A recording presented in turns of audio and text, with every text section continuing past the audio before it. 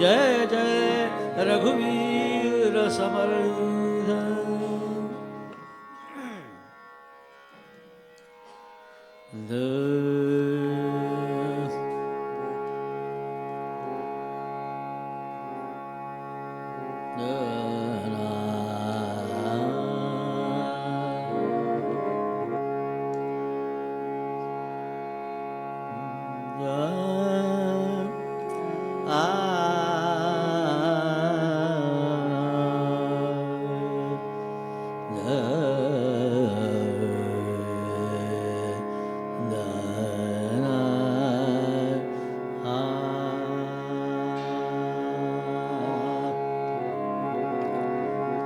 जय जय राम कृष्ण हरे जय राम कृष्ण हरे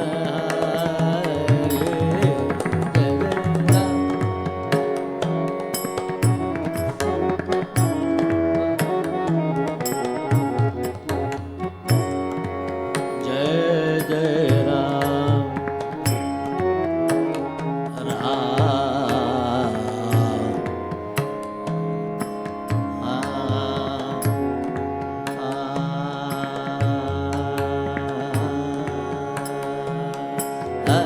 जय जय राम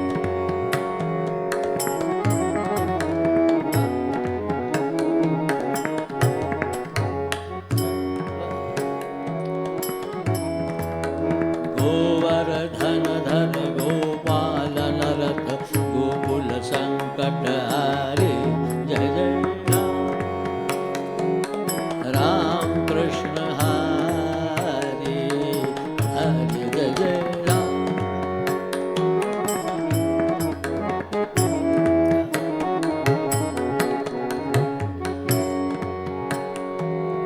नवनिरद सम नवनित प्रिय नवल विनोद विहारी जय जय राम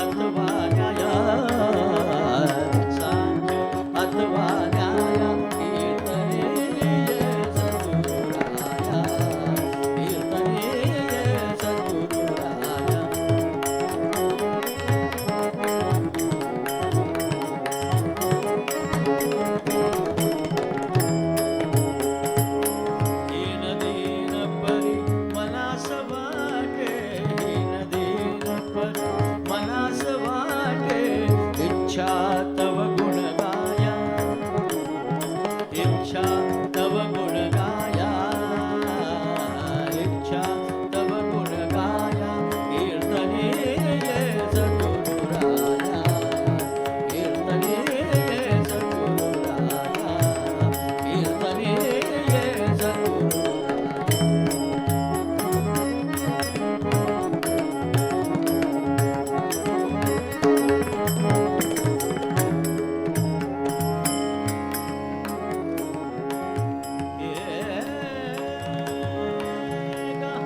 एका विनवी जनार्दनात एका विनवी जनार्दनात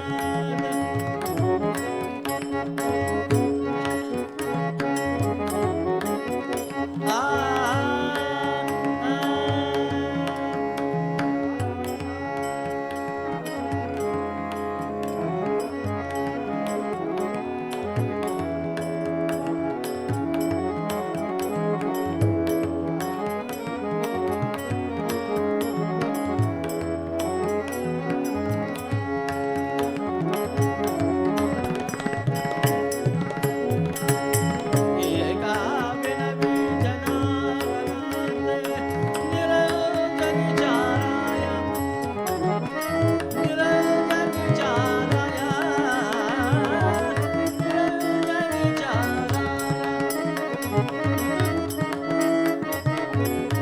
निरंजन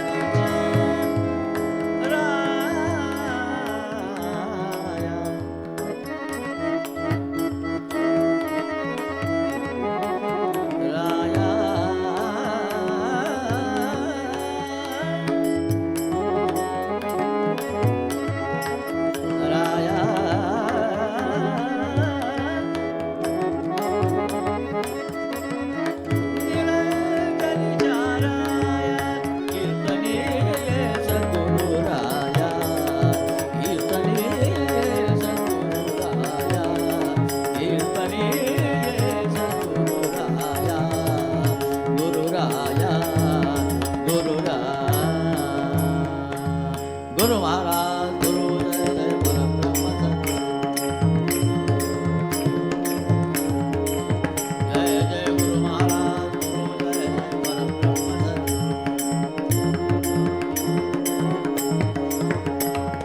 परब्रह्म सद्गुरु जय जय परब्रह्म सद्गुरु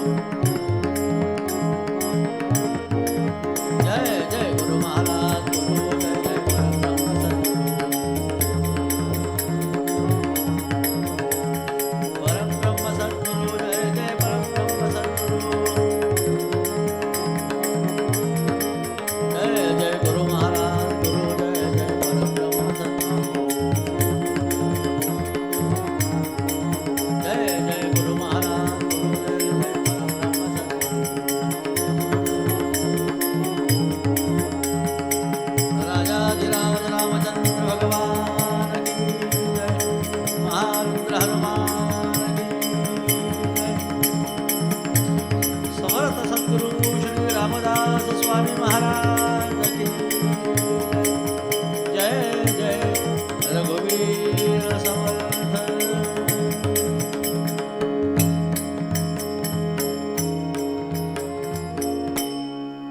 रामदास माऊली दया करी रामदास माऊली रामदास माऊली दया करी रामदास माऊली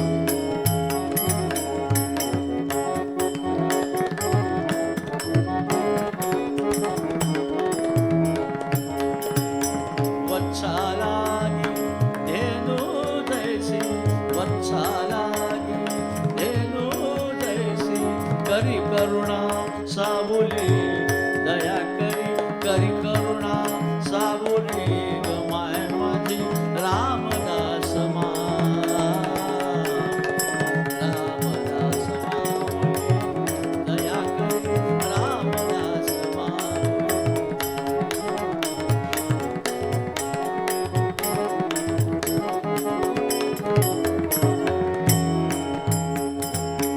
मदन पाहून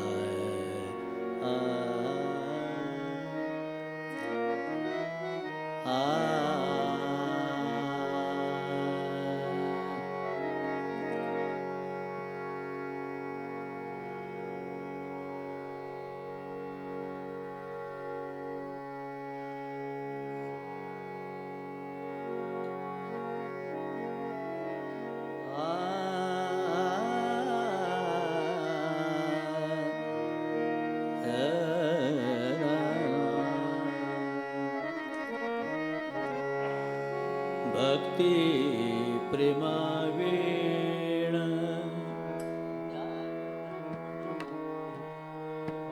भक्ती प्रेमावीण ज्ञान नको देवा भक्ती प्रेमावीण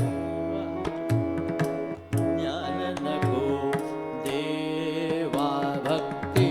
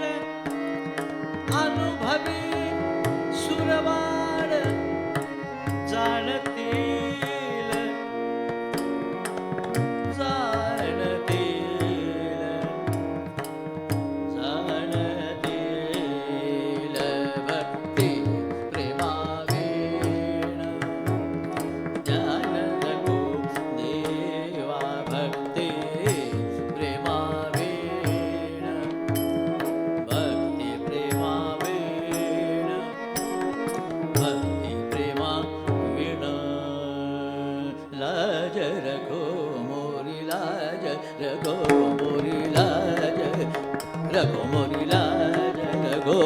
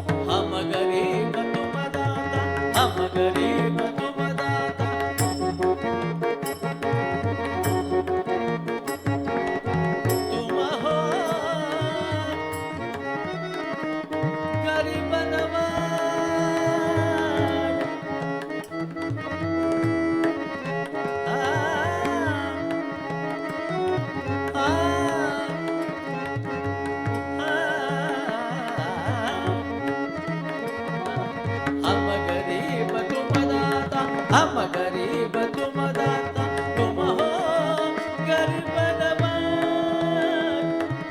आ,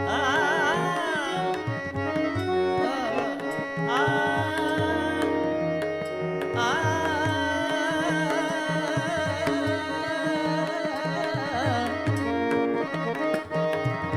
गरीब नवाज गरीब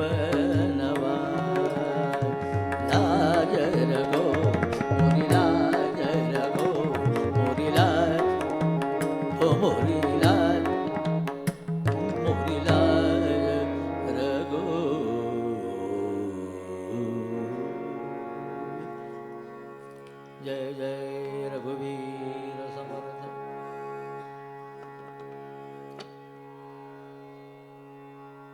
आपण म्हणाल बुवा हे गाणं आहे का कीर्तन आहे, पण कीर्तनकार जरी गातात तरी शब्दाला महत्त्व देतात. गाणं आवडत नसेल तर शब्दाकडे बघावं. निस्पष्ट शब्द म्हटलेले आहेत, नुसती आलापी केलेली नाही. संत श्रेष्ठ एकनाथ महाराजांचा अभंग कीर्तनाच्या ब्रह्मनिरूपणाकरता घेतलाय आणि तो अभंग म्हणताना राग अभोगी आणि ताल गंधर्व यात म्हटला, पण शब्द इकडे तिकडे केलेले नाही. भक्ती प्रेमावीण ज्ञान नको देवा. संगीतातला अभोगी रागातला अभंग कळला नसेल तर पुन्हा शब्द सांगतो. काय म्हणाले एकनाथ महाराज? भक्ती प्रेमावीण ज्ञान नको देवा, अभिमान नित्य नवातया माझी. प्रेम सुख देई प्रेम सुख देई, प्रेमे वीण नाही समाधान. फार सुंदर उदाहरण दिलंय पुढे. रांडिवेने जेवी शृंगार पै केला, प्रेमे वीण झाला ज्ञानी तैसा. एका जनार्दनी प्रेम अतिगोड, अनुभवी सुरवाड जाणतील. भक्ती प्रेमावीण ज्ञान नको देवा, अभिमान नित्य नवा तया माझी. ज्या भक्तीमध्ये प्रेम नाही, वात्सल्य नाही, जिव्हाळा नाही, नुसता माळ घेऊन बसलाय, पोथी वाचतोय, पण चित्त नसेल तरी या सर्वांचा काही उपयोग नाही. परमार्थ करताना नाम घेताना तुका म्हणे चित्त करुणी राहिलो निवांत. निवांत चित्ताने पोथी वाचावी, दासबोध वाजावा, जप करावा. श्रीराम जय राम म्हणताना तो रामच दिसावा, नाही का? तर तो जप सार्थकी लागतो.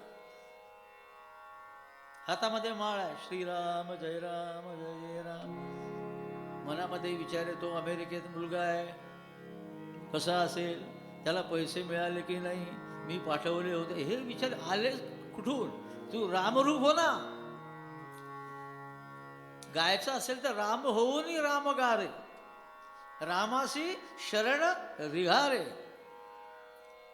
शरण जाऊन रामरूप होऊन नाम घ्या. नुसती माळ घेऊन बसण्यात, जप करून टाकला नाही, त्याचं काही सार्थक झाला का? मनापासून केला का, तो खरा जप. आणि ते नाम ठरवून नाही, येता जाता उठत बसता कार्य करिता. पूर्वी तपस्या होती, अनुष्ठान होतं, नियम होते. या कलियुगामध्ये फार सवलत आहे, कसंही नाम घ्या. सहज जरी पाय अग्नीवर पडला तरी त्याचा दाह झाल्याशिवाय राहत नाही. सहज, इतकं रामनामाचं महत्व आहे. तसं सहज जरी नाम घडलं तरी त्याचं पुण्य मिळाल्याशिवाय राहत नाही.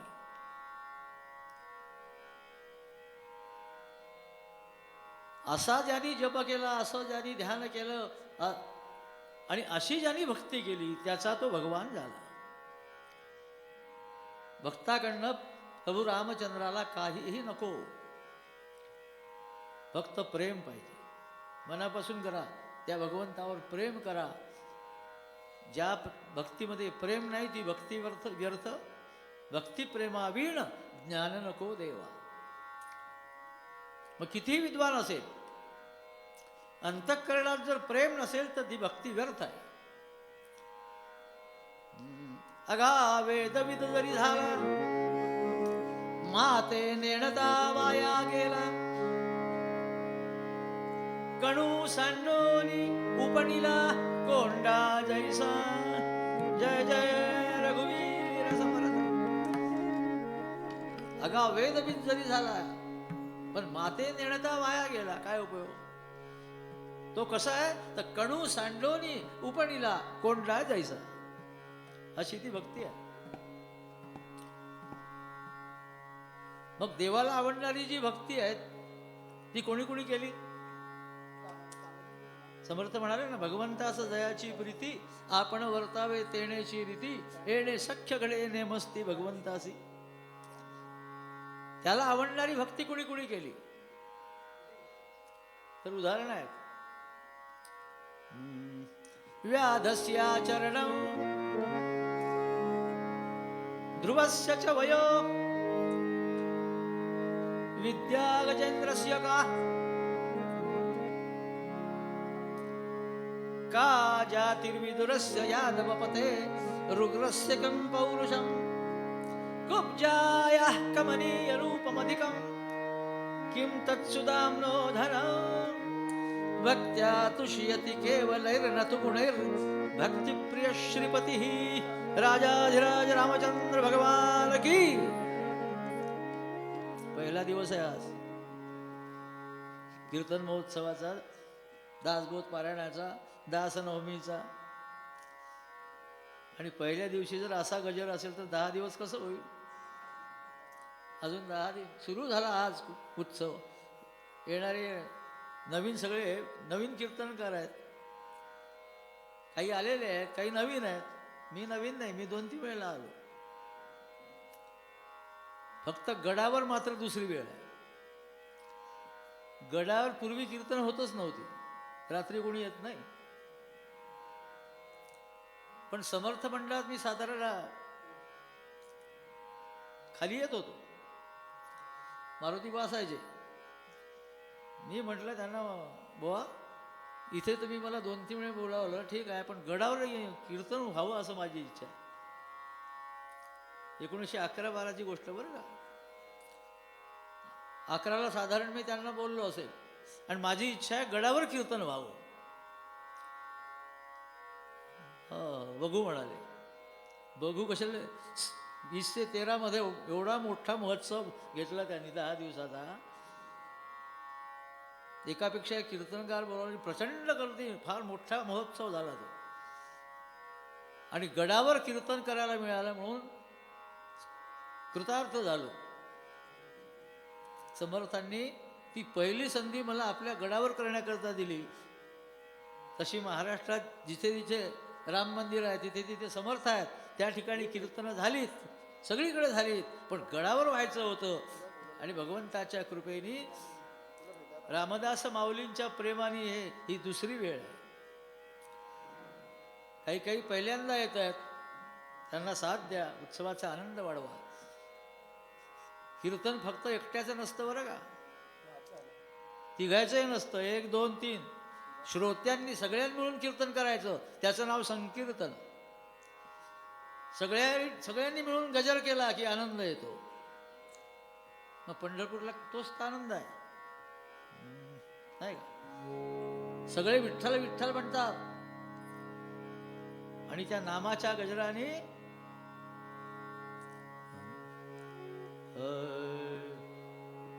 नामाचा गजर गरजे भीमा तीर, गरजे भीमा तीर, महिमा साजे थोर तुझ एक साजे थोर, महिमा तुझ एका नामाचा गजर. त्या नामगजराने काय होतं, सगळ्या देवता तिथे येतात.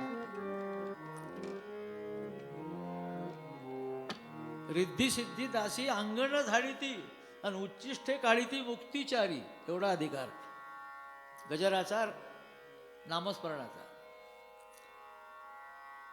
शेवटच्या चरणात नामदेव महाराज म्हणाले, असा तो कृपाळू आहे, गजर करा म्हणजे कृपा करतो.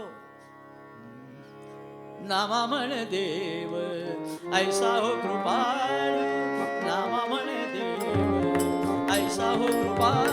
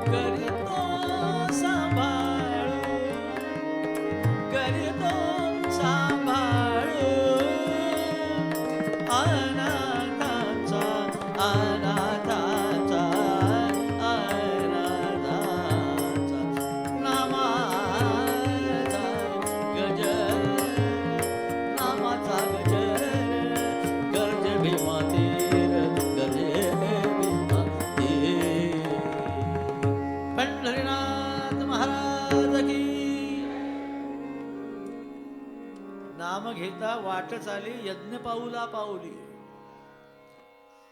आणि खरोखर समाधान सुख जर पाहिजे असेल तर समर्थ रामदास म्हणाले, जयासी वाटे सुखची असावे, तेणे रघुनाथ भजनी लागावे, स्वजन सकळ त्यागावे, दुःख मुळजे. नाही का, हे जे स्वजन आपण स्वतःच्या ज्यांना म्हणतो, सुख तर सोडा, पण त्यांच्यापासून दुःखच होतं. पण तो सुख देतो, प्रभू राम हा सुख देतो म्हणून त्याला सांगायचं दुःख. आम्ही दुःख लोकांना सांगतो आणि सुख लपवून ठेवतो. लोकांना दुःख सांगून उपयोग नाही. तुमचं दुःख ऐकतील आणि पाठीमागे जाऊन हसतील. त्यांना काही त्यांचं वाटणार नाही, बरं झालं हे असं झालं असं म्हणतील. पण राम तसा म्हणणार नाही. त्याला दुःख सांगावं, तो निवारण करेल, सांगणार नाही पण करेल. म्हणून म्हटलंय, दुःख देवाला सांगावे, सुख देवासी मागावे. तर अशी भक्ती कुणी कुणी केली? सुंदर श्लोक आहे. व्याधस्य चरणम ध्रुवस्य च वयो विद्या गजेंद्रस्य का जातिर्विदुरस्य यादवपते रुग्रस्य किं पौरुषं कुब्जायाः कमनीयरूपमधिकं किं तत्सुधाम्नो धनं भक्त्या तुष्यति केवलैर्न तु गुणैर्भक्तिप्रिय श्रीपतिः सद्गुरुनाथ महाराज की.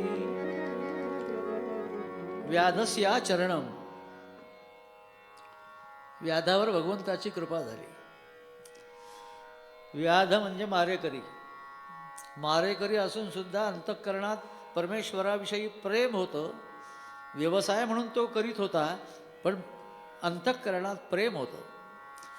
जरी तो मारेकरी होता, हत्या करीत होता, तरी त्या प्रेमामुळे त्याच्यावर कृपा झाली. व्याधस्या चरणम, आचरणाचाही प्रश्न नाही.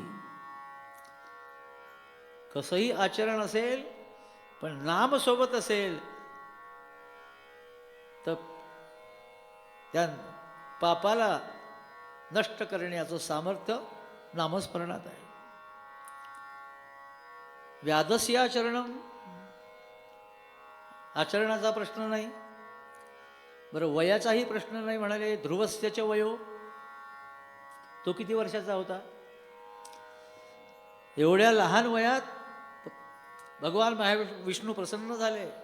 अशी भक्ती केली की देवाला यावं लागलं आणि काय मागतो ते द्यावं लागलं. ध्रुवस्यच वयो,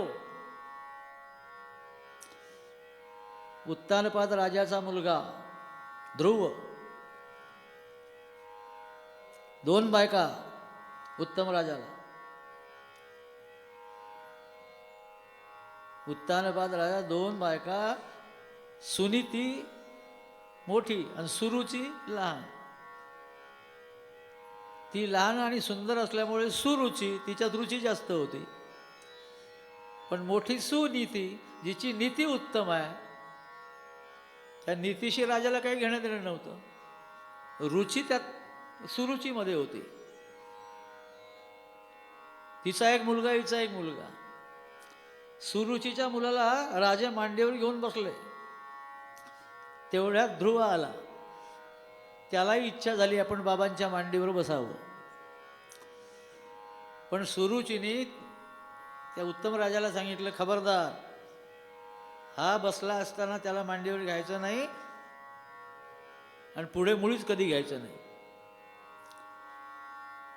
आता आवडती राणी.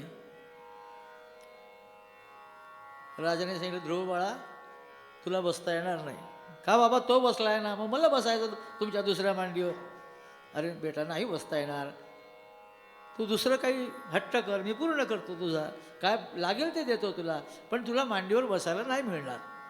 आली ती सुरुची. हे कार्ट्या, त्यांच्या मांडीवर जर बसायचं असेल तर तुला माझ्या उदरी जन्म घ्यावा लागेल. तू त्या आईच्या उदरी जन्माला आला म्हणून तुला बसता येणार नाही. देवाला माग की या आईच्या पोटी जन्माला घाल म्हणून. तो रडायला लागला. घरी आला, सुनीतीला सांगितलं, आई, ती आई म्हणाली की मला तिच्या उदरी जन्म आला तर बाबांच्या मांडीवर बसता येईल, पण मी तुझ्या उदरी जन्माला आलो. आई, मला मांडीवर बसायला मिळालं नाही बाबांच्या. आणि ती म्हणाली, देवाकडे तू मागायचं असतं. आई, देव कुठे आहे ग? एवढं ऐकलं आणि तिने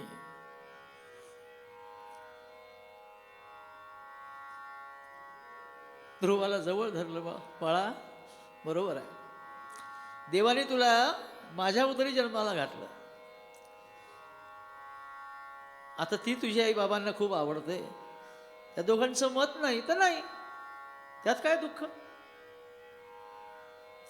नाही. ती म्हणाली, देवाला काही मागितलं नाही, आता मी मागतो. देव कुठे आहे सांग बरं. अरे बाबा, देव असा नाही भेटत. त्याला साधना करावी लागते, वनात जावं लागतं, कंद मुळं फळं खावी लागतात, पायी चालावं लागतं, ऊन वारा पाऊस याचा त्रास होतो. हे सगळं तुला मी काय सांगते, हे तुझ्या उपयोगाचं नाही आणि तुझं करण्याचं वयच नाही. जाऊ दे, आपणच बरे, घरी बरे, नको बसू मांडीवर. नाही आई, ती म्हणाली ना, देवाला मागितलं नाही मी, आता देवाला मागणार. आणि देव कुठे आहे तो मला सांग. तू आता म्हणाली वनात आहे तर मी वनात जातो. मी जाणार म्हणजे जाणार. बाल हट्ट मोठा लठ्ठ. काही काही हट्ट पूर्ण करावेच लागतात, त्यात बाल हट्ट.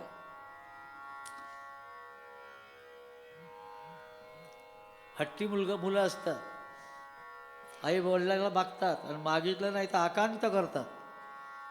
त्यांचं रडणं, ते आदळआपट आणि त्याच्या जीवाला त्रास हे माता पित्याकडून बघवत नाही, ते घेऊन द्यावंच लागतं. बाल हट्ट. तसं ध्रुवाने निश्चय केला, आम्ही देवाकडे जाणार.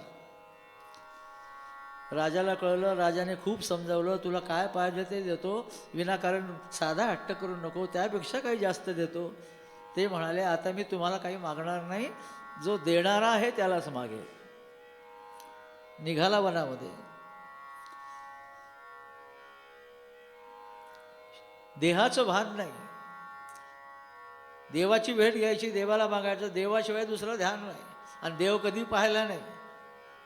जप कसा करतात ते माहीत नाही. फक्त देव देव भेटायचं एकच ध्यास. वनामध्ये देवर्षी नारद भेटले. त्या बाळाला समजावलं, बाळा हे तुझं काम नाही, परत जा. एवढ्या सुखामध्ये आहे तू, जा घरी. तो म्हणाला नाही, देवाने दिल्याशिवाय जाणार नाही. त्याचा हट्ट नारदांनी बघितला आणि नारद म्हणाले, मग बाळा एक काम कर, मी तुला एक मंत्र देतो, त्या मंत्राचा जप करीत पुढे जा.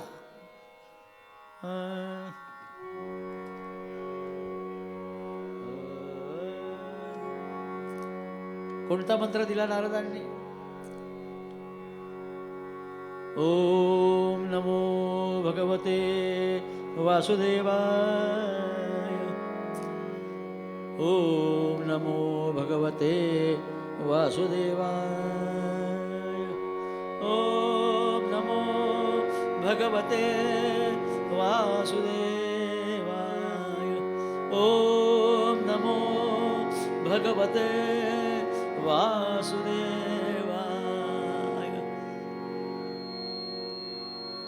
त्या गुरुमंत्राचा लळा लागला. तो मंत्र आवडीचा झाला. शेवटी इतक्या आनंदात तो मंत्र म्हणत म्हणत निघाला. आता मात्र कसलंही भान नाही. ऊन वारा पाऊस काटे काही नाही, एकच ध्यान. ओम नमो भगवते वासुदेवाय. ओम नमो भगवते वासुदेवाय.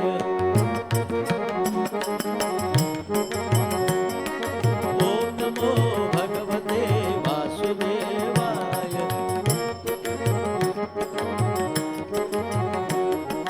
ओम नमो भगवते वासुदेवाय. ओम नमो भगवते वासुदेवाय. ओम नमो भगवते वासुदेवाय. ओम नमो भगवते वासुदेवाय. वासुदेवाय वासुदेवाय.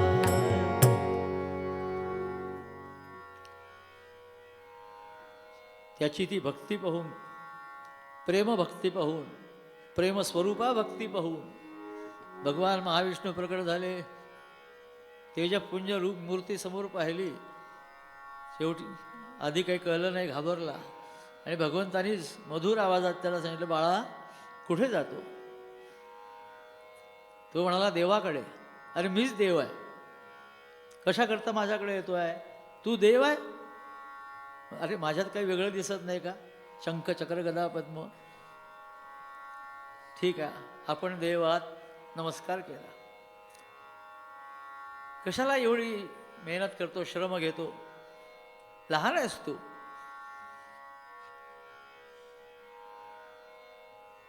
त्यांनी ती घटना सांगितली, मला मांडीवर बसायला मिळालं नाही.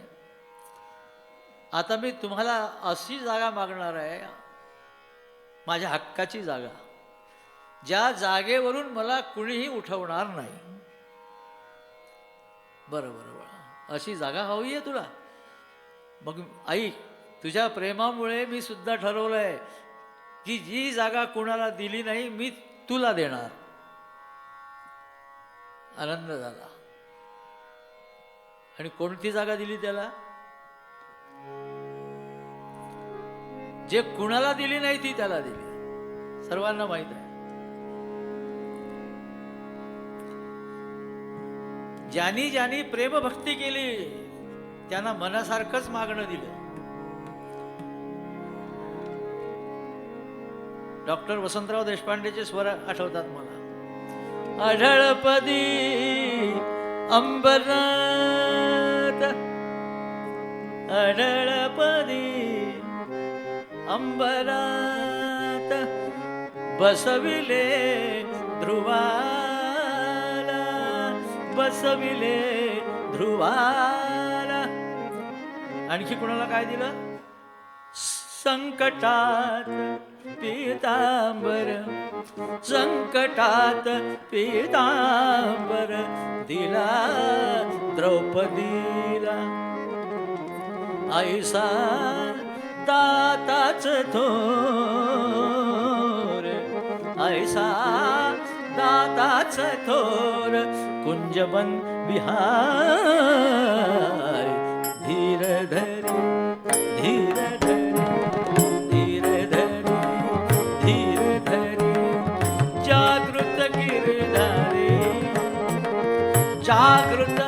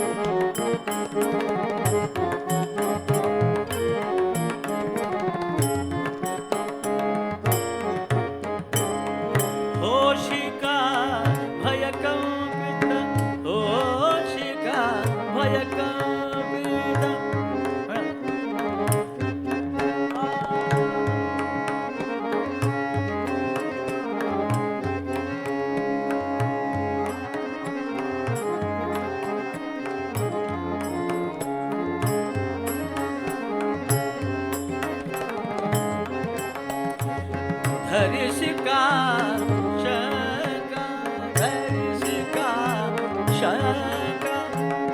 वाजत से गाजत से, वाजत से गाजत से, वाजत से गाजत से, वाजत से गाजत से दयाचा चढका. जय मुकुंद जय गोविंद, जय गोविंद जय मुकुंद, जय जय सुखकार. धीर धरे, धीर धरे, धीर धरे, धीर धरे जागृत गिरधारे, जागृत गिरधारे. धीर धरे, धीर धरे, धीर धरे, धीर धरी, धीर धरी, धीर धरी. जय जय रघुवीर समर्थ.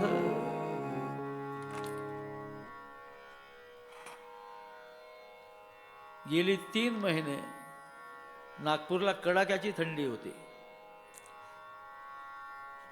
त्यामुळे त्याचा भयंकर परिणाम प्रकृतीवर झाला. पण तारखा गेलेल्या होत्या, होकार गेलेला होता. आणि माझा असा नियम आहे, एकदा होकार म्हटलं, हो म्हटलं की जायचं. फक्त सिरियस असलो, बेडवर असलो तरच जाणार नाही. छोटी मोठी दुखणी असतील तर जाऊन तिथे, अहो देवाच्या दरबारात मरण यावं अशी इच्छा आहे, पण येत नाही. तो कीर्तन चांगला करून घेतो सद्गुरूंना. पहिलेच आम्ही सांगतो गुरुरायांना, हे सद्गुरुराया कीर्तनी मतिमंद मी काहीच नेणे, सांख्य अथवा न्याया. मला सांख्यशास्त्र कळत नाही, न्यायशास्त्र कळत नाही, तू ये आणि कीर्तन करून घे. तो गुरुला महाराज येतात, कीर्तन करून घेतात. आपुल्या बळे नाही मी बोलत, सखा भगवंत वाचा त्याचे. कारण तो अभंगच तसा आहे. मतिमंद मी काहीच नाही, मी मतिमंद आहे, मला काहीच येत नाही. हीन दीन परी मनास वाटे इच्छा तव गुण गाया.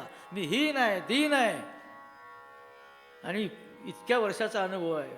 म्हणजे 50 वर्ष होऊन गेले, 55 वर्ष होत आहेत, तोच करून घेतो सगळं. नेहमीचा अनुभव आहे. कितीही प्रकृती खराब असली, मी यांना म्हणालो माझा आवाज बरोबर नाही, तुम्ही जरा गात जा मध्ये मध्ये.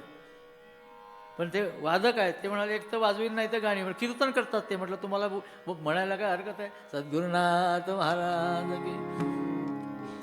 आता वादनातून कीर्तनाकडे आल्या, आनंदाची गोष्ट आहे. तरुण लोक तयार झाले, मला आम्हालाही बरं वाटतं. आणि समर्थ रामदासांचा उद्देश तोच आहे, संप्रदाय वाढवायचा आहे, रामनामाचा प्रचार करायचा आहे. आणि ती योजना प्रभू रामचंद्राचीच आहे. असे महाराष्ट्रात तरुण कीर्तनकार मोठ्या संख्येने तयार होत आहे. परवा आणखी मराठवाड्यातला तरुण आहे, 25 वर्षाचाही नसेल, पण सुंदर कीर्तन आहे. ते प्रभू रामचंद्रालाच काळजी आहे. आर्य सनातन वैदिक हिंदू धर्माचा प्रचार ते करवून घेतात तरुणांकडून, म्हणून संख्या वाढली. आमच्याकडनं भरपूर करून घेतलं, पण शेवटी शरीर धर्म आहे. शेवटच्या श्वासापर्यंत करण्याची इच्छा आहे, पण ते त्याच्या मनात असेल तर, नाही का. देह जर्जर झाला 55 वर्ष फिरून फिरून, याही वयात फिरतो. 7 दिवस नरसोबावाडीला झालीत कृष्णावेणी उत्सव. तिथून एकाच कीर्तनाला मुंबईला गेलो, आणि मुंबईहून इकडे काल आलो. आज उद्या कीर्तन, आणि परवाच्या दिवशी मग नागपूरहून मध्य प्रदेशकडे भिलई, तिकडे गजानन महाराज दासनवमी उत्सवाला पुढच्या तारखा लागलेल्या आहेत. 2च दिवस माझ्याकडे शिल्लक होते. आमचे कीर्तनकार मकरंद रामदासी म्हणाले, असं करा बुवा, तुम्ही सुरुवात करा, 2 दिवस आहे रिकामे, ते इकडे द्या. म्हटलं जरा असा प्रवास खूप होईल, तरीच ठीक आहे म्हटलं. आपण म्हणताना महाराजांच्या समर्थांच्या तोंडून आपण बोललात, आदेश आहेत, येणार. आलो, आणि खरोखर त्यांनी सेवा ते करून घेत आहेत, माझं सामर्थ्य नाही. फार सुंदर अभंग आहे. भक्तिप्रेमाविण ज्ञान नको देवा, अभिमान नित्य नवा तया माझी. मग काय दे? प्रेम सुख देई, प्रेम सुख देई, प्रेमे वीण नाही समाधान. हे सगळं घडतं ते प्रेमानेच घडतं. 10 दिवस भक्त मुक्कामाला येतात, आनंद घेतात, दासबोध वाचतात, दासबोध ऐकतात, पारायण करतात. सगळं प्रेमाने होत आहे. आणि म्हणून इथे चैतन्य आहे, प्रत्यक्ष प्रभू राम आहे, समर्थ रामदास आहेत. जिथे प्रेम आहे तिथे देव आहे, तिथे संत आहेत, सत्पुरुष आहेत, सज्जन आहेत. वरपांगी भक्ती नको. म्हणून एकनाथ महाराज म्हणाले, रांडीवेने जेवी शृंगार पै केला, आणि प्रेमे वीण झाला ज्ञानी तैसा. याच्यावर जास्त विवेचन नको, आपण सुज्ञान. शेवटच्या चरणात एकनाथ महाराज म्हणाले, एका जनार्दनी प्रेम अतिगोड, अनुभवी सुरवाड जाणतील. भक्तिप्रेमावीण ज्ञान नको देवा, अभिमान नित्य नवा तया माझी. आणि म्हणून प्रेमाने भक्ती करा, जप करा, पण कुठलाही विकार मनामध्ये नको. एकच ध्यास हवा, श्रीराम जय राम जय जय राम, श्रीराम जय राम जय जय राम, श्रीराम जय राम जय जय राम. पूर्वाभंगात आमचे एकनाथ महाराज म्हणाले, भक्ती प्रेमाविण ज्ञान नको देवा, भक्ती प्रेमाविण ज्ञान नको देवा, भक्ती प्रेमाविण ज्ञान नको देवा.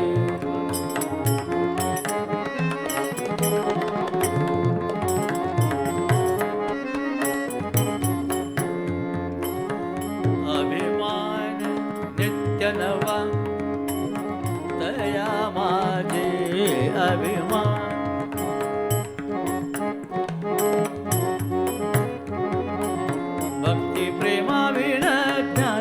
नको देवा.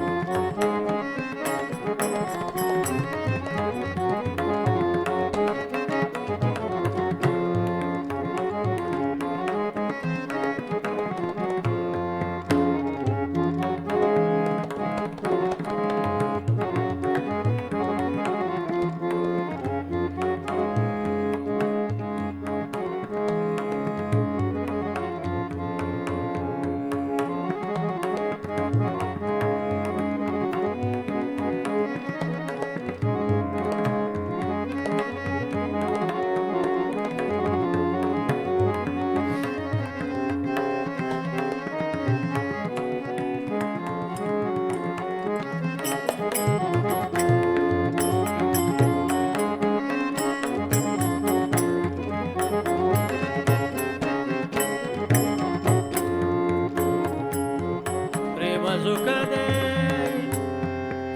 प्रेम सुख दे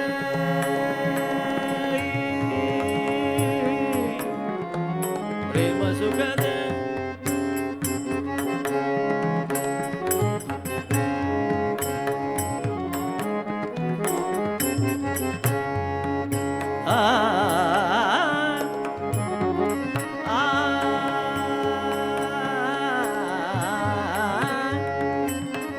प्रेम सुख देई प्रेम सुख दे प्रेम वीण नाही समाधान प्रेम वीण नाही समाधान ज्ञान नको देवा भक्ती प्रेमा वीण ज्ञान नको देवा ज्ञान नको देवा ज्ञान नको देवा.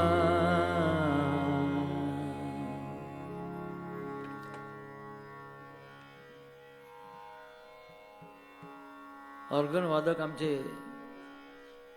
उत्तम ऑर्गन वाजवतात. स्वतंत्र ऑर्गन सुद्धा ते त्याच्यावर गाणी वाजवतात. फेसबुकवर आपल्याला बघायला मिळेल. तेव्हा त्यांचा आपण एक आनंद घेऊ. गद्रे बुवा, आता बुवा झाले ते गद्रे बुवा आपली 2 मिनिटाची 5 मिनिटाची सेवा सादर करते. ऐक देऊ माईक म्हणतो ना.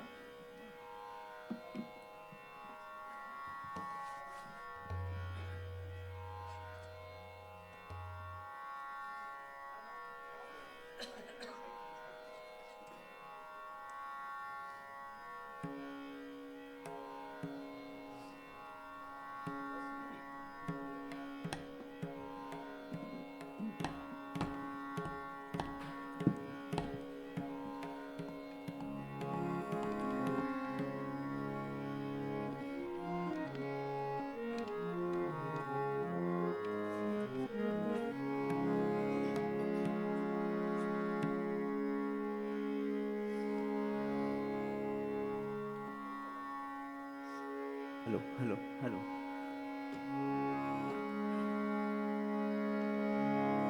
Hello hello.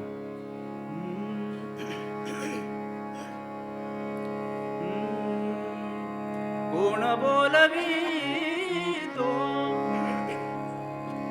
हरी वीण कोण बोलवी तो हरी वीण चाले हे शरीर कोणाची आसक्ते चाले हे शरीर कोणाची आसक्ते चाले हे शरीर कोणाची आसक्ते कोण बोलवी तो हरी वीण कोण बोलवी तो हरी वीण चाले हे शरीर कोणाची आसक्ते चाले हे शरीर कोणाची आसक्ते.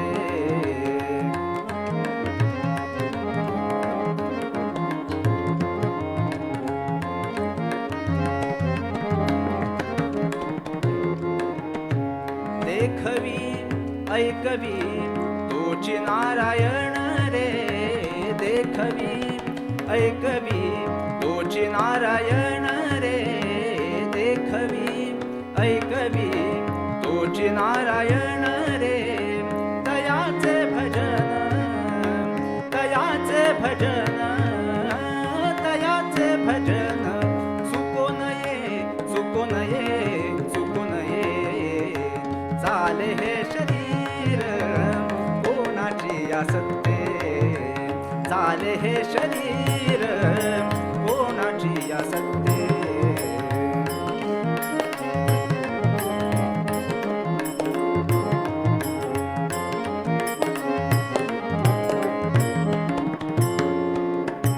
माणसाची देव चालवी अहंता माणसाची देव चालवी अहंता माणसाची देव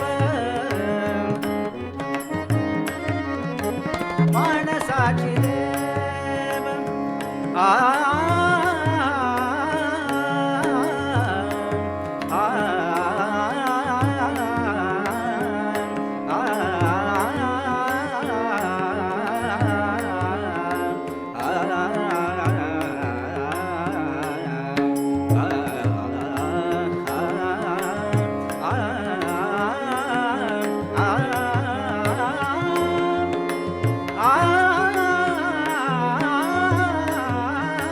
माणसाची देव चालवी अहंता मीच एक करता मीच एक करता मीच एक करता म्हणून ये म्हणून ये म्हणून ये चाले हे शरीर कोणाची आसक्ते चाले हे शरीर कोणाची आसक्ते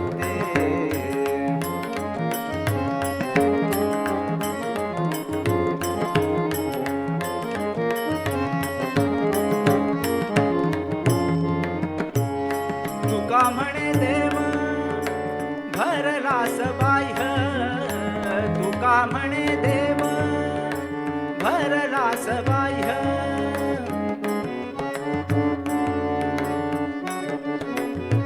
तुका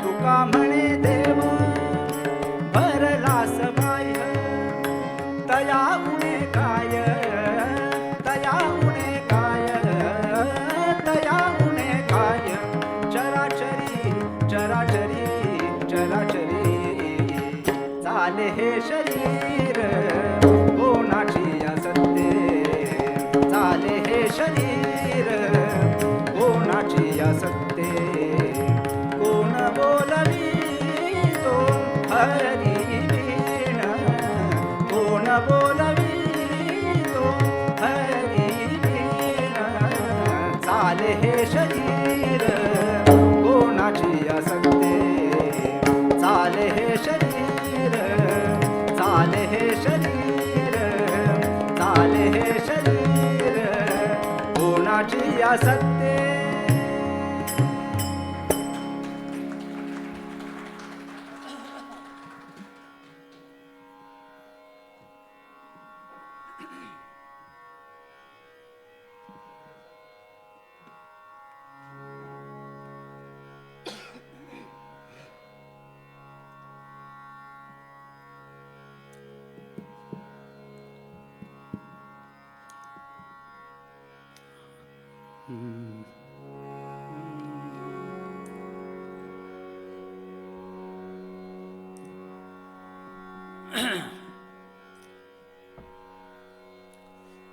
दास तुम्ही उत्सवाचे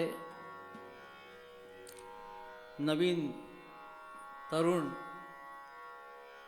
समर्थांचे अनन्य भक्त योगेश बुवा आहेत. माझ्याकडे पाहून त्यांनी मला धक्का लागू दिला नाही. डोलीत आणलं मला इथे आणि पहिल्यांदाच बसलो होतो.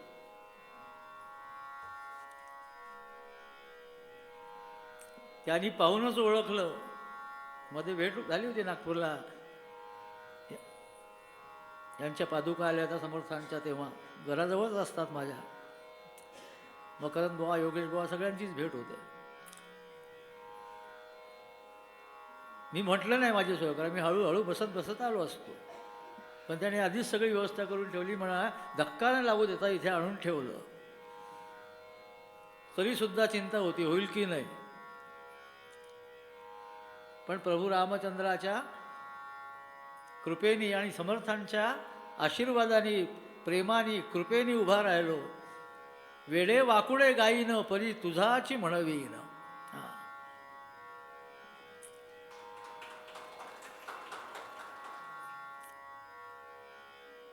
तसा नियम, दिलेला शब्द पाळावा. खरोखर आजारी असेल तर गोष्ट वेगळी, पण विनाकारण थोडं काही दुखलं की आपला परमार्थ करता नको. लग्नाला नका जाऊ तुम्ही थोडं बरं, पण लग्नाला ताप आला तरी जातील आणि चांगले दाबून जेवतील, मग प्रकृतीची चिंता करणार नाही. पण परमार्थ म्हणला की कंटाळा येतो. साध्या कारणावरून नाही, प्रकृती ठीक वाटत नाही म्हणून निरोप येतो, असं नको. त्याच्याकडे बरोबर सर्वांचा हिशोब आहे. हां, तुम्हाला कसं ठेवायचं, काय ठेवायचं, तुमच्या कर्मावर ते अवलंबून आहे, तुमच्या पुण्याईवर आणि तुमच्या वागण्यावर अवलंबून आहे. त्याला सगळं कळतं. दुसरी योजना अशी आहे आमच्या योगेश भावांची, साथीदार असे दिले की मला उत्साह येईल. मी जरी कमी पडलो तरी ते सामावून घेतात. दोघंही तयार आहेत. दोघांचा आहे वाद्याचा विषय गोड आहेत, वादन गोड आहे. त्यांना तर इतकी काळजी आहे, त्यांनी मला मेसेज केला कोणत्या स्वराचा तबला लागेल, कोणत्या स्वरात गाणार. मग मी काळी एक काळी तीन आणू का. मला माझ्या आवाजाची स्थिती माहीत होती. म्हटलं सध्या काळी एक ठेवा, वेळेवर बघू. त्यांनी तिन्ही घेऊन आले सगळे. काय पाहिजे ते घ्या. सद्गुरुनाथ महाराज की. शेवटी हा भक्तिप्रेमाचा प्रकार आहे.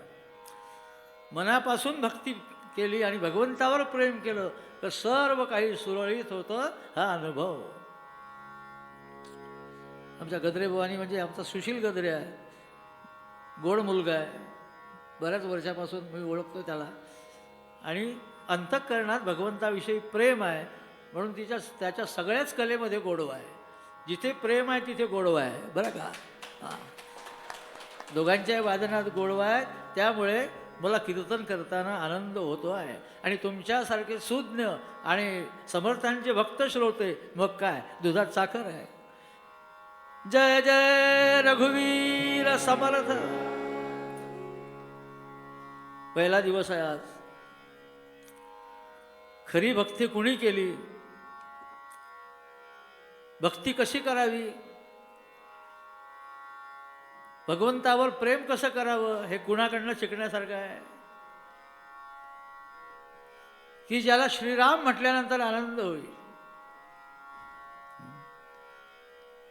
त्याला जगद्गुरु संत श्रेष्ठ तुकाराम महाराज नमस्कार करतात.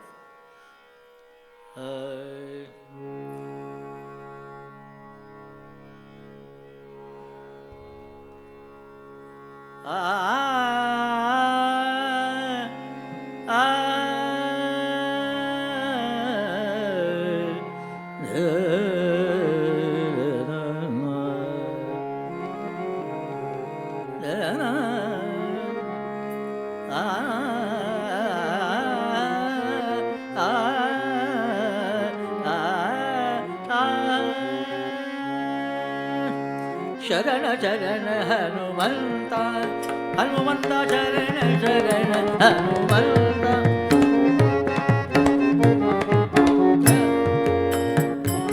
शरण शरण हनुमंता.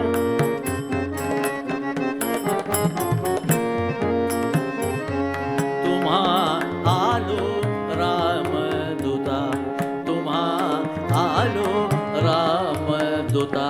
शरण शरण हनुमंता, हनुमंता शरण शरण हनुमंता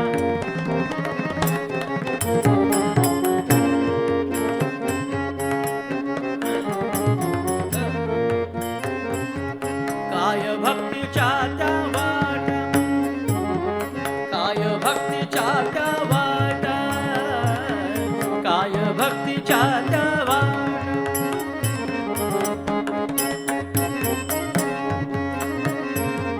मज दावाव्या सुभटा मज दावाव्या सुभटा शरण शरण हनुमंता हनुमंता शरण शरण हनुमंता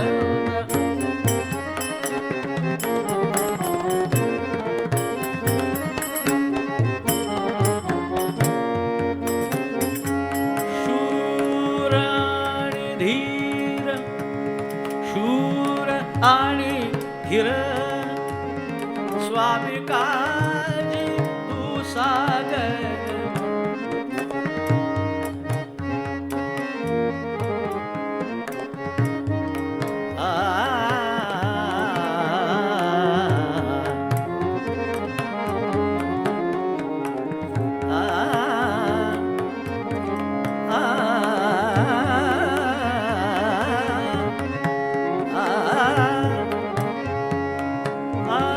तुका म्हणे रुद्रा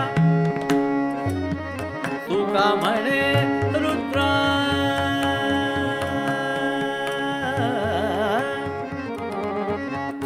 अंजनीची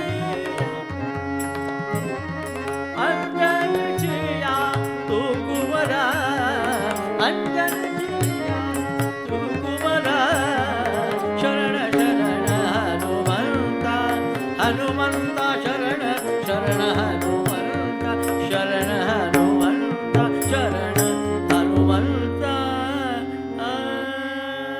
महारुद्र हनुमान की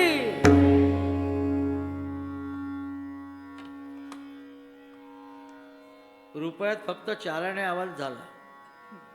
अजून 9-10 दिवस काढायचे. प्रॅक्टिस करा. महारुद्र हनुमान की असं हनुमान येईल तेव्हा काम होईल बरं का. राजाधिराज रामचंद्र भगवान की आता 12 आला आवाज.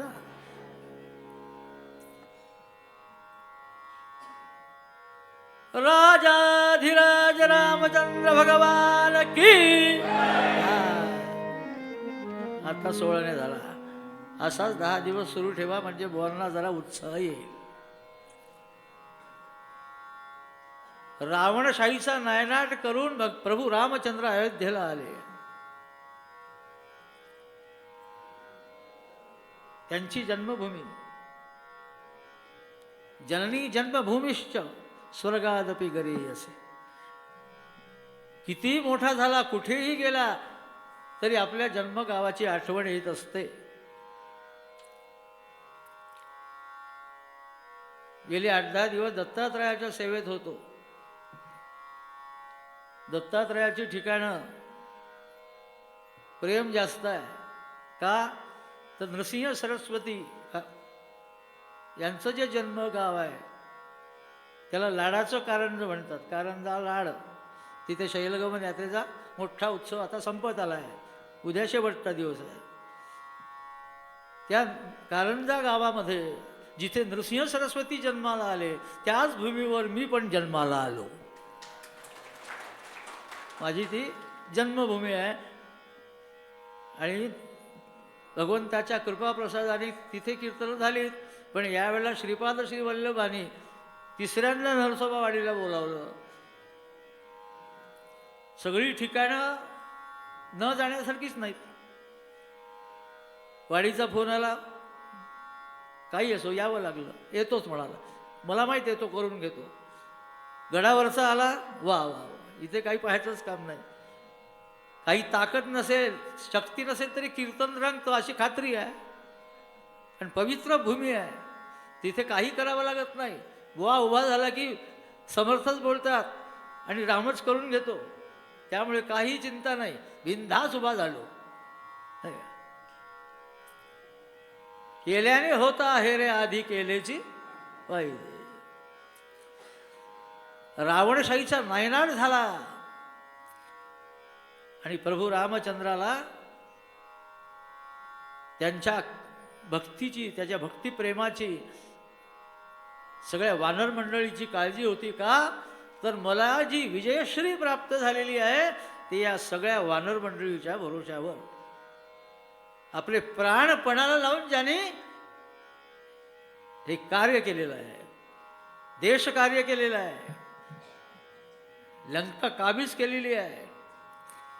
आता लंकेत योग्य माणूस बसवला आहे विभीषण. रावणशाहीचा नायनाट झाला आहे. आता ही रामच राज्य करतो आहे. कोणत्या राज्यावर कोणता मुख्यमंत्री नेमायचा आणि कुणाला अलगद बाजूला करायचा याचं पूर्ण तंत्र आमच्या नागपूरच्या माणसाला आहे, सद्गुरुनाथ महाराज. आणि तोही भक्तच आहे बरं का,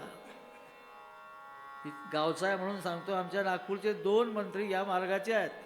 घरात कुळाचार, आचार विचार, भजन कीर्तन सगळं होतं.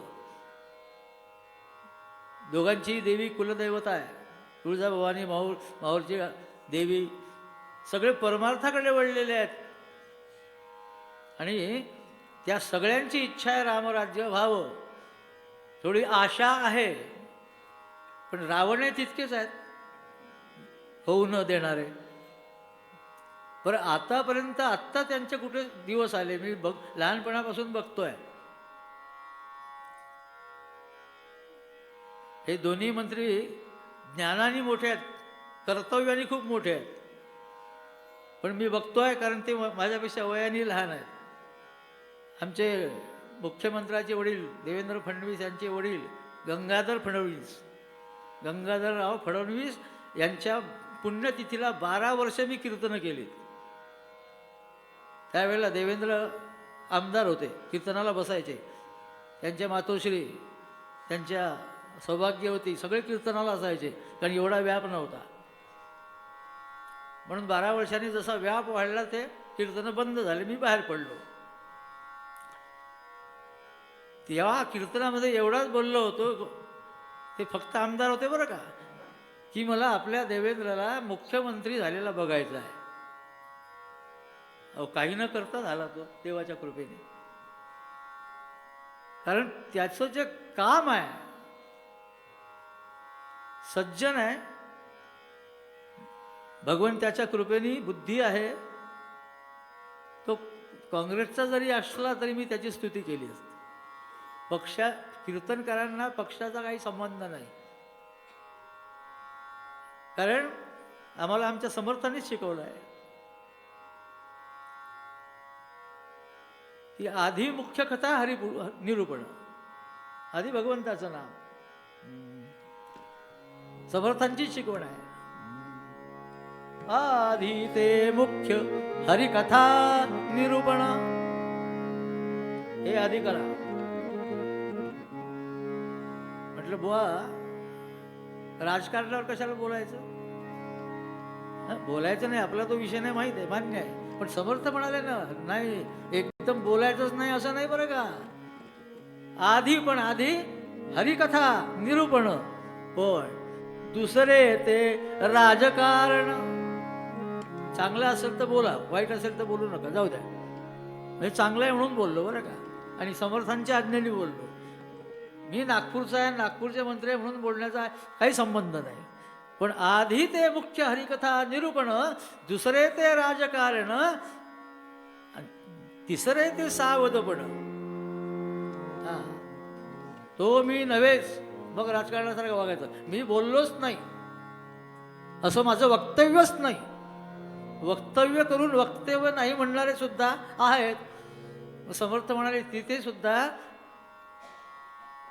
दुसरे ते राजकारण, तिसरे ते सावधपण सर्व विषयी.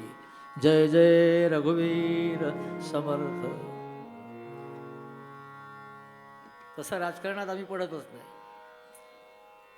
सात्विक कीर्तन करायचं, कथा करायची, चांगलं ते बोलायचं.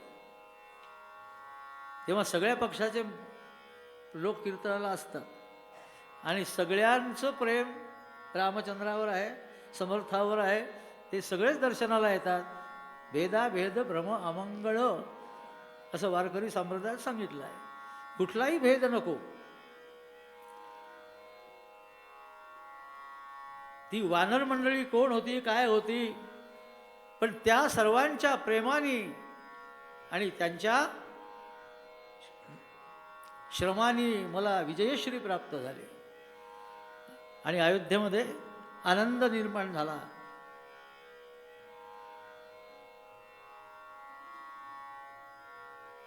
भगव्या पताका लागल्यात.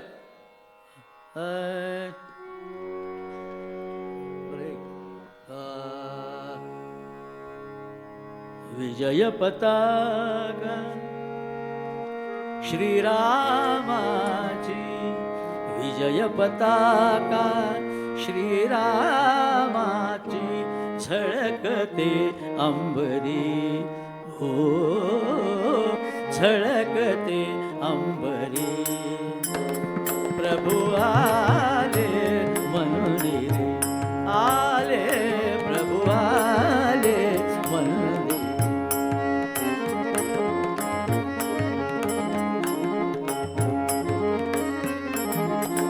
विजय पताका श्रीरामाची, विजय पताका श्रीरामाची झळकते अंबरी, हो झळकते अंबरी. प्रभु आले म्हणून, आले प्रभु आले म्हणून.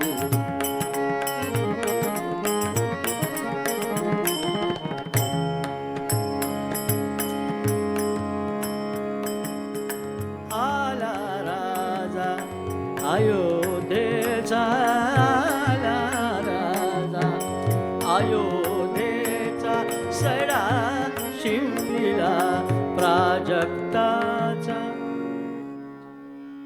आता प्राजक्ताचा सडा स्वप्नात बघायचा आपण, नाही का? जुने शब्द ऐकायचे फक्त. पण एक काळ होता,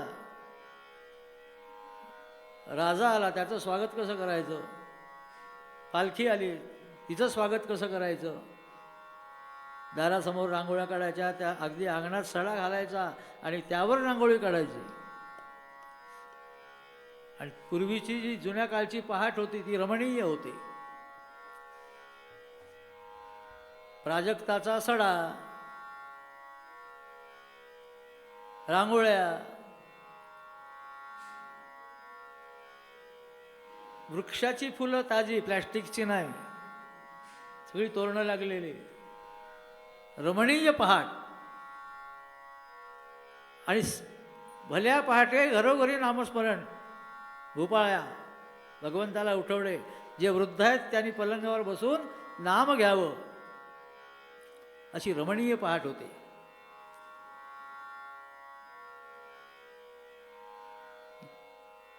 म्हणून एक सुधीर फडक्यांनी गायलेलं पद आहे, देवाजीच नाव घ्यावं सकाळच्या पारी, पांडुरंग हरे पांडुरंग हरे. देवाजीच नाव घ्यावं सकाळच्या पारी. पहाटेस आली जाग पिला पाखराना, हंबरून बोलाविते गाय वासराना. सड्या संग रांगोळीच नक्षीकाम हाती, देवाजीच नाव घ्यावं सकाळच्या पारी. गोड वाटतं. घनश्याम सुंदरा श्री, केवढं जुनं पद आहे, पण आजही त्याचा गोडवा कमी झालेला नाही. जुनं ते सोनं. मलयगिरीच्या चंदन गंधित, मलयगिरीच्या चंदन गंधित धूप तुला दाविला स्वीकारावी पूजा आता स्वीकारावी पूजा आता उठी उठी गोपाळ उठी उठी गोपाळा उठी उठी गोपाळा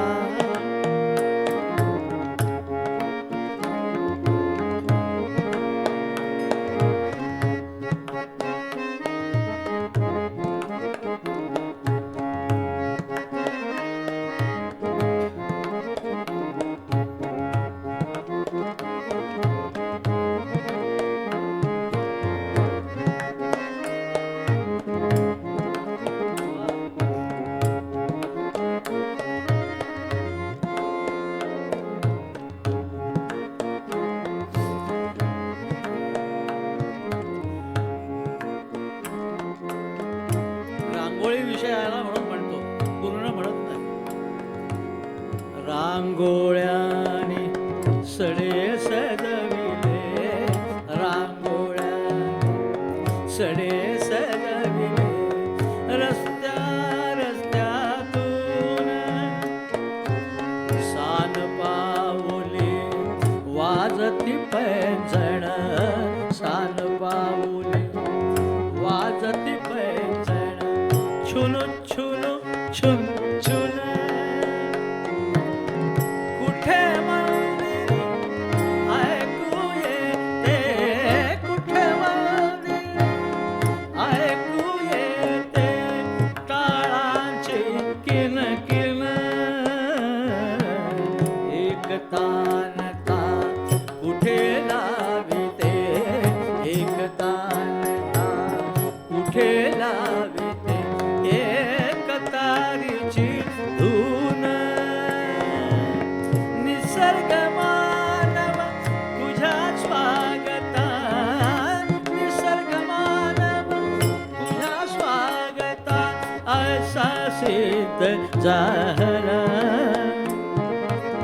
स्वीकारावी पूजा आता स्वीकारावी पूजा आता उठी उठी गोपाळ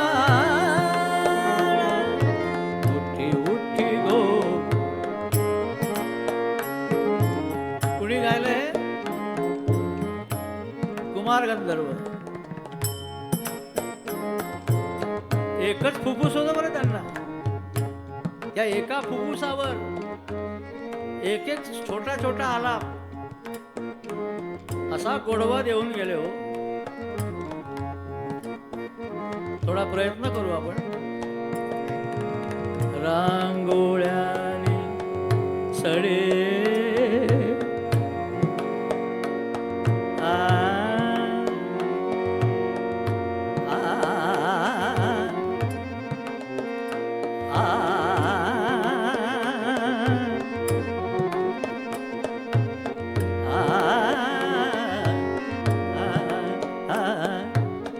रांगोळ्याने सडे सजविले हो. जय जय रघुवीर समर. कीर्तन आहे, जास्त म्हणता येत नाही कारण गाणे रोज रात्री गाण्याचे कार्यक्रम आहे. म्हटलं कीर्तन ऐकू बाबा, गाणं ऐका काय ऐकवता, रात्री ऐकतो आम्ही सद्गुरुनाथ महाराज. पण मी गाणारा बो आहे, राहवत नाही म्हणून गाय एकच कडवं कीर्तनापुरती मर्यादा आणि कीर्तनातला विषय म्हणून गायलो सद्गुरुनाथ महाराज. गाण्याचा कार्यक्रम म्हणून नाही गायलो. आमचे करवीर पीठाचे माजी शंकराचार्य कराडकर बुवा, गाण्याची खुमखुमी होती पण ते संन्यासी झाले, गाता येईना. एकदा आम्ही नागपूरला त्यांचं प्रवचन ठेवलं. श्लोक सुद्धा एका सुद्धा छान रागात आळवलं त्यांनी, बिना पेटी तबल्याचा श्लोकच म्हटला साधा, पण गायक बुवाला गायल्याशिवाय राहत नाही. मग तो श्लोक इतका रागात सुंदर ऐकवला. आम्ही फक्त पेटी तबला काढायच्याच विचारात होतो. ते म्हणाले नाही, संन्यासाला हे चालत नाही, ठेवा. सद्गुरुनाथ महाराज लय लागते भगवंताकडे, म्हणून सगळे गाण्याचे कार्यक्रम आहे. असो, विषयांतर नको. आला राजा, इथून वाढलं त्या अयोध्येचा सडा शिंपीला प्राजक्ताचा गुढ्या तोरणे घरोघरी. आनंदोत्सव झाला, पण ज्यांच्यामुळे हा आनंद झाला त्या वानर मंडळीला काहीतरी द्यायला हवं. म्हणून प्रभू रामचंद्रांनी बक्षीस समारंभ घेतला. प्रत्येकाच्या योग्यतेनुसार एक एक बक्षीस द्यायला लागले. आणि महारुद्र हनुमान प्रभू रामचंद्राच्या चरणकमलाशी बसलेले होते. एकेकाचं नाव यायला लागलं. योग्यतेप्रमाणे बक्षीसच येऊ लागली. प्रभू राम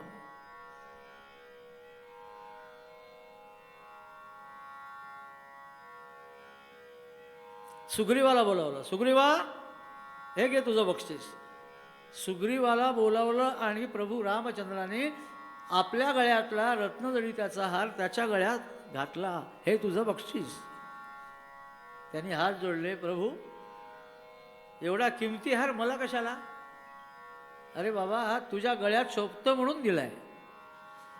नवविध सुरत्नमाला, नवविध सुरत्नमाला, राम म्हणे घे तुलाची सुग्रीवा. कसं घे? घे तुलसी दल जाणुनी, घे तुलसी दल जाणुनी, येणे घडेल तुझीच सुग्रीवा. सगळ्यांना सगळं दिलं आणि बक्षीस समारंभ संपला. महारुद्र हनुमान वाट बघत बसले. आता माझं नाव येईल, मग येईल, आता येईल, मग येईल. पण यांच्या नावाचा पत्ताच नाही.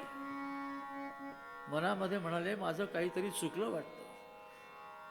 सगळ्यांची नावं आली, माझं का नाही?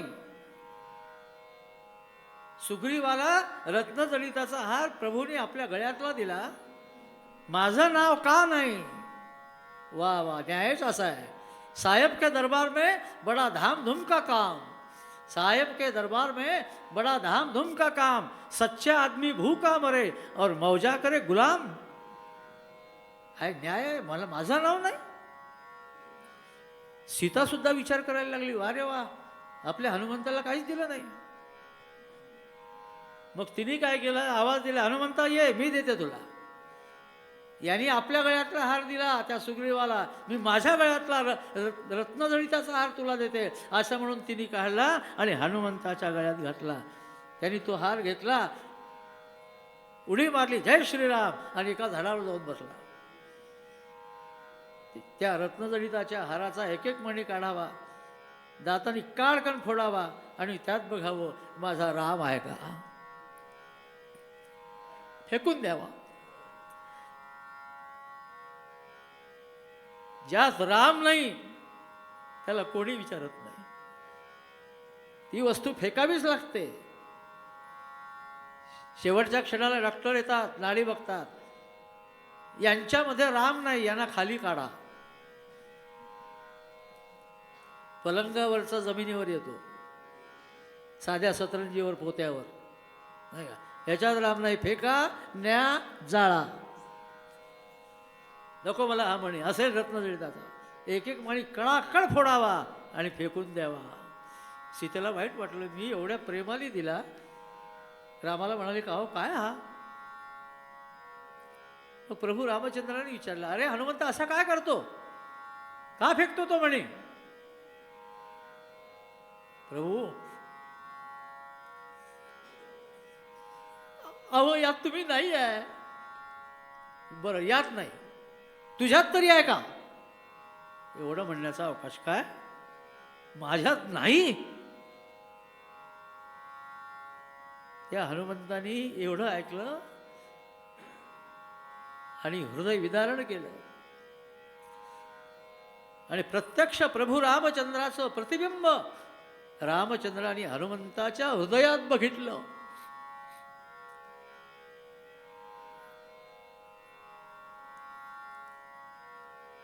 मग प्रभू रामचंद्र गहीवरून आले. हनुमंता, तुला काय वाटलं? सगळ्यांना बक्षीस दिलं, तुला दिलं नाही. तुला काय वाटलं मी तुला विसरलो?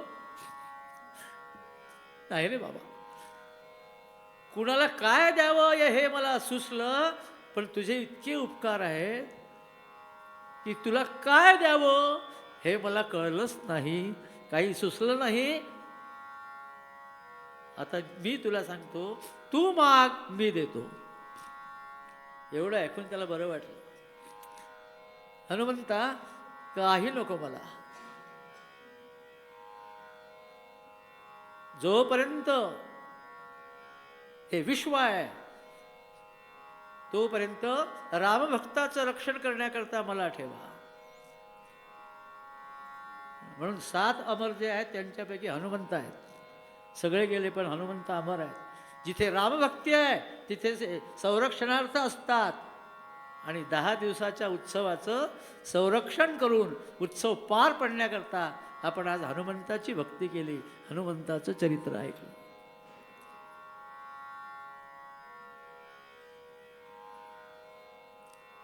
पुढे जुने कीर्तनकार गमतीचा भाग सांगतात की प्रभू राम देवभक्ताच्या नात्याने म्हणाले, मला काही आता सुचत नाही, तू पाहिजे ते माग. म्हटलं मागितलं ना, मला अमरत्व दिलं, पण आता एक काम करू आपण, तुला काहीतरी काम सांगावं लागेल. हनुमंता, तुला एक काम सांगतो, बोला. अहो, तुमचं काम करण्याकरताच आहे मी, काय आज्ञा आहे? हे बघ, आता मी राजा झालो. सभेत बसलो असताना मला जर जांभई आली तर तू चुटकी वाजवायची.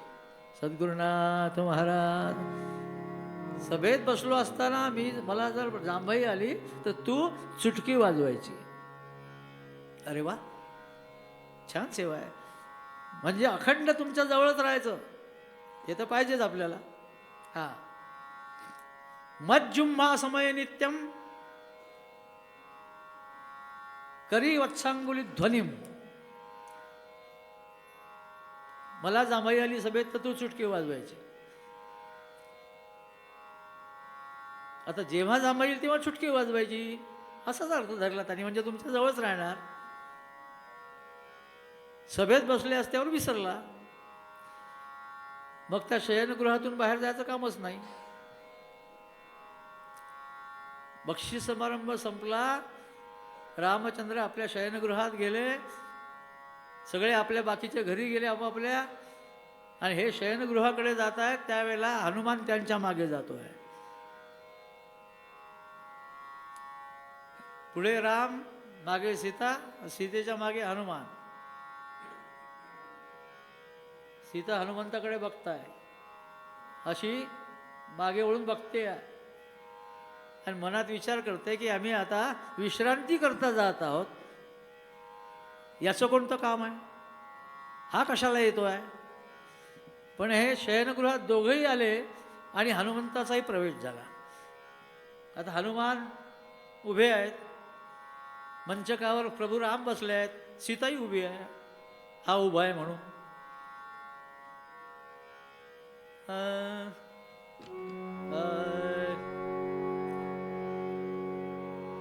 आणि खुणेने त्यांना म्हणते प्रभू रामचंद्रांना, अहो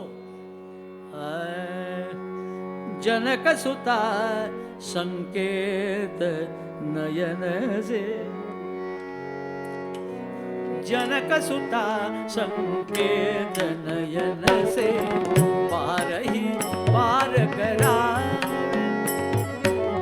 पार ही पार करा, जनक सुता संकेत नयन से, पार ही पार करा.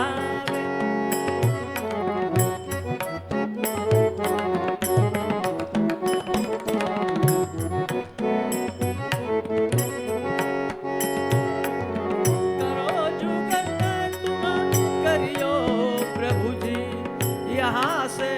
बजरंग जावे जावे यहाँ से बजरंग जावे. सीता खुणेने सांगते प्रभू रामचंद्राला, अहो असं काही करा की हा बाहेर जाईल. मग प्रभू रामचंद्र म्हणाले, हनुमंता युद्धामध्ये सगळे दैत्य मारले गेले, एक लवणासूर नावाचा दैत्य राहिलेला आहे, जरा बघ बरं त्याला. हनुमंतानी विचार केला, मी जर इथून निघालो आणि भगवंताला जांभई आली तर चुटकी कोण वाजवणार, मला जाता येणार नाही. म्हणून तिथूनच आवाज दिला, नल नील जांबुवंत. या बाकीच्या वानरांना वाटलं की हा आवाज देतो आहे, भरा भरा भरा सगळी वानर मंडळी शयनगृहात. सीता म्हणाली, घ्या, एक होता तर 10 गोळा केले. त्या बाकीच्यांना हनुमान म्हणाले की जा बरं, तो लवणासूर आहे, त्याचं काय ते पहा, मला इथून जाता येणार नाही. आणि मग रामचंद्राच्या लक्षात आलं, अरे बरोबर आहे, याला मी चुटकी वाजवण्याचं काम दिलं. मज्जुंभा समय नित्यम करी वत्सांगुली ध्वनीम. मला जांभई आली की तू चुटकी वाजवायची, म्हणून हा नाही गेला.